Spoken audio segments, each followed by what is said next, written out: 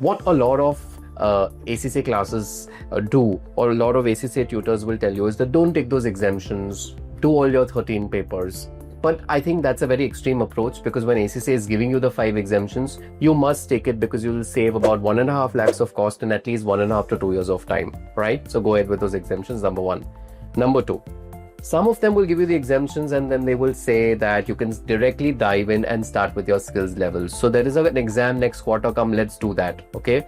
Now, according to me, that's a recipe for disaster when it comes to undergraduate students, because as a student, you can't directly dive into the skills level unless you have an amazing, strong foundation of the knowledge level. Now, I do know that you're exempted from 5 papers, but particularly if you look at papers like FA and MA, as again you can see on your screen, which is financial accounting and management accounting, are super important papers. If you know them, those as well, you can appreciate a paper like an FR, FM, PM, and so on, right?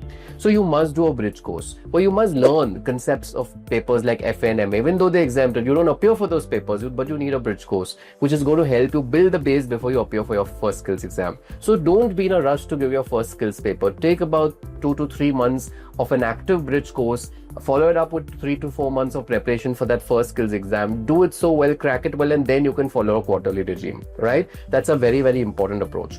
Now, I have seen a lot of times, a lot of places, people offer exemptions, but then they will give you 300 hours of free recording and they will say, watch the recordings and sit for the course. Doesn't work, right? Because when you're entering a course, you can't just see 200-300 hours of recording and sit for the course. So go for a live bridge course, warm up to the course before you can actually start preparing for the skills exam. Also, very important, students, in India, we are so used to writing a paper pen exam, right? Our approach of the exam is so focused in India on presentation, your handwriting, getting that balance sheet total right in an accounts paper, for example, versus if you look at an ACCA exam, it's a very different scene. The exams are on the system, so they're not testing your handwriting, right? It's writing an exam on a computer is a completely different affair altogether. Now, you may be Instagram and YouTube savvy, but I don't know whether you're savvy with writing an online exam. Plus, the exam is very application based, right?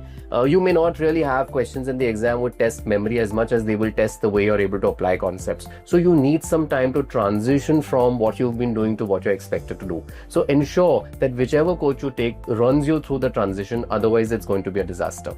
Having said that, if of course you're a graduate student, or if you're a CA intern or a CA student, now you are of course of a different age, you've spent those many years in college, you have more experience, there probably you could take a case where you could skip the bridge course and directly start appearing for the skills or professional papers, assuming that you know the content.